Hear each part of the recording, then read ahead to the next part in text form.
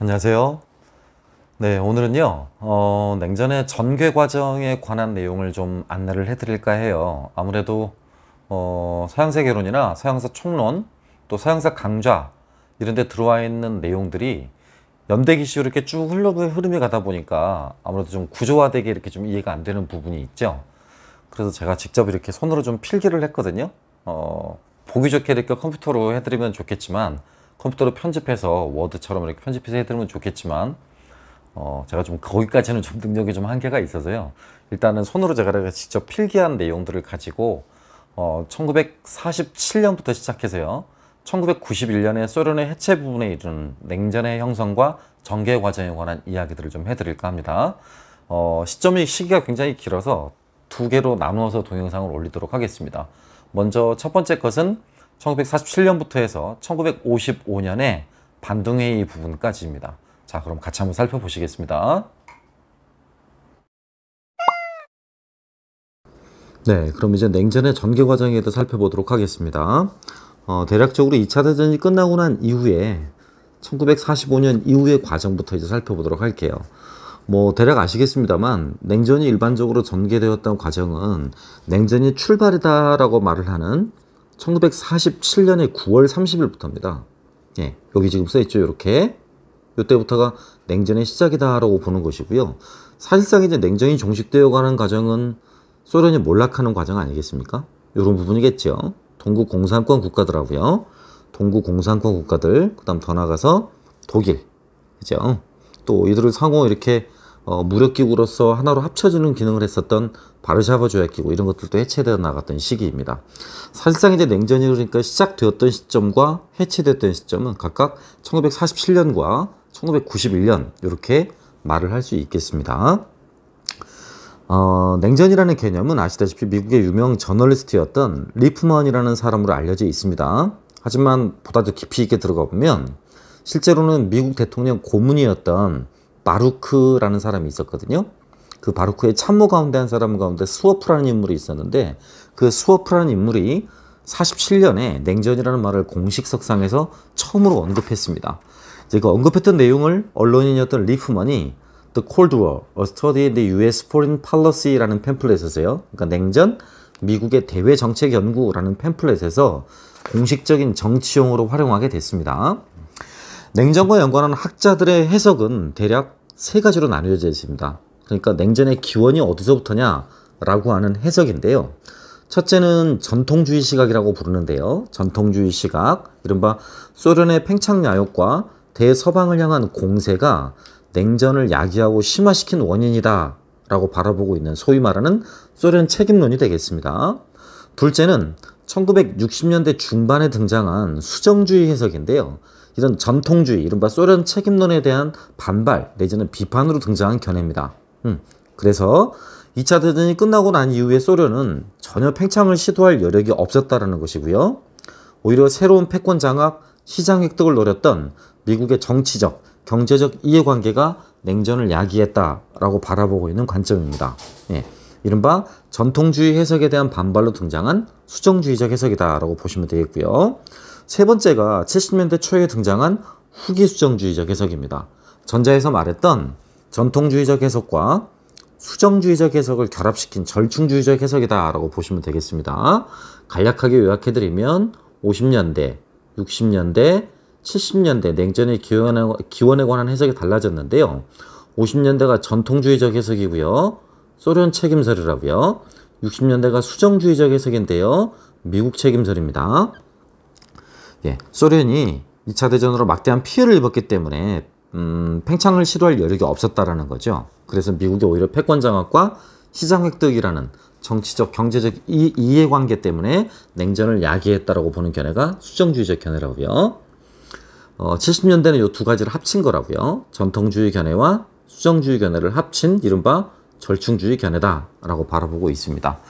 각각의 그 해석들이 전부 다 비판을 받을 수 있는 면들이 있겠지만요. 대체적으로 절충주의적 견해가 다소 우세한 것으로 평가받고 있습니다. 자, 그렇다면 냉전의 이제 기원, 전개 과정과 연관한 해석 부분을 살펴봤고요. 구체적으로 이제 팩트들을 좀 살펴보도록 할게요. 먼저 냉전이 출발했다라고 알려져 있는 것은요. 보다 기원을 따지면 45년 2월에 얄타 회담이겠죠. 얄타 회담은 분명히 스탈린이 그런 말을 했었거든요. 유럽 국가들이 만약에 나치에서 해방이 되면 독립국가가 되도록 하겠다. 그런데 독일군을 격퇴하고 나서 소련을 장악했던 그 스탈린은 동유럽 지역에다가 공산권 정권의 수립을 조장하게 됐습니다. 가장 대표적이었던 게 이런 사건이었었죠. 48년 2월에 체코슬로바키아를 연립정부를 쿠데타로 타도를 하게 됐었습니다. 체코슬로바키아 연립정부를 타도하고 공산당 1당 지배정부를 수립하게 됐었죠. 그렇죠? 사실상 그러니까 이것이 팽창의 본격적인 발걸음이다라고 보는 것이고요. 아까도 말씀드렸지만 47년 9월 30일에 코민포럼의 창설 또는 뭐 지다노프 독트린이 발효된 시점들이요. 그 시점들을 가지고 지금 냉전이 시작됐다라고 보는 견해가 대표적입니다. 학자들에 따라서 또 견해가 다소간에 좀 차이가 있을 수 있다라는 점은 말씀드립니다. 하지만 대체로 냉전의 시작을 이때로 꼽고 있는 것은 큰 차이는 없습니다. 그 앞에는 그럼 아시다시피 어떤 일이 있었느냐. 47년 3월에 미 대통령 트루먼이 상하원 합동회의 연설에 나가서 이제 컨테인먼트라고 그랬죠. 이른바 봉쇄 정책을 연설했습니다. 곧 소련 및 또 공산국 국가들을 더 이상 확대되지 않도록 막겠다라는 그 신호탄이라고 할 수 있는 것이죠. 그렇죠? 뭐 아시다시피 초기에 그리스와 터키가 소련의 수중에 들어간다라면 유럽뿐만 아니라 중동, 아시아 일대가 전부 다 지금 소련의 지배하에 놓이게 되는 소위 그 나미너스 이펙트가 나타날 것이라고 전부 다 예측을 하고 있었기 때문에요. 그 당시 소련 세력의 팽창이나 공산주의 세력의 팽창은 굉장히 두려운 상황이었고 거기에 맞서기 위해서 치밀하게 준비하고 또 치밀하게 계획을 세웠던 것으로 알려져 있습니다. 그래서 트루먼은 상하원의 합동회의 연설에서 트루먼 닥트린을 발표를 하고요. 그것의 구체적인 실행 계획이었던 마샬 플랜, 이른바 유럽 부흥 계획을 발표함으로써 유럽에 대한 경제적 원조를 단행해 나가게 됩니다. 아시다시피 이 원칙에 따라 그리스와 터키에 약 4억 달러에 달하는 경제 군사 원조가 제공이 됐고요. 피폐된 전후 유럽 경제를 재건하겠다는 취지에서 결국 마샬 플랜을 단행을 하게 됐던 것이죠. 미국 측의 이러한 공세는 소련에서 볼 때는 분명히 선전포고나 다름없는 것이었고요. 따라서 소련은 미국의 공세에 맞춰서 47년 국제 공산주의 운동 조직이라고 할 수 있는 코민포럼을 창설을 하게 됩니다. 창립 총회에서 이 코민포럼의 창립 총회에서 지다노프는 2차 세계대전 후의 세계는 미국과 소련이 이끄는 제국주의적 반민주 진영과 반제국주의적 민주 진영으로 분리되었다라고 하고 사회주의 국가나 공산주의자들이 모두 힘을 합쳐서 반제국주의 투쟁을 전개할 것을 주문을 했었습니다. 이른바 지다노프 닥트린이었었죠. 그러니까 트루먼 닥트린과 대립의 날을 세우고 있다라고 이렇게 보시면 되겠습니다. 그 당시 코민포럼의 창립대회에서 지다노프가 선언했던 것이죠. 곧 유일하게 봉쇄 정책에 맞설 수 있는 공산권 국가 세력의 자유민주주의 국가에 대한 대응 정책이라고 보시면 되겠습니다. 어쨌든 이 이후로 마치 소련은 보여주기라도 하는 듯이 48년 2월에 체코를 공산화시켰고요. 요때가 아까 제가 말했듯이 냉전의 본격적인 시작이라고 했습니다. 냉전의 시점을 47년으로 이렇게 꼽고 있습니다. 요 냉전의 시작을요. 47년으로요. 그리고 본격적으로 이제 소련의 팽창이 나타나기 시작할 때가 요 무렵부터입니다. 48년 2월 무렵부터죠. 이후 소련은 아시다시피요. 베를린을 봉쇄를 하게 되고요.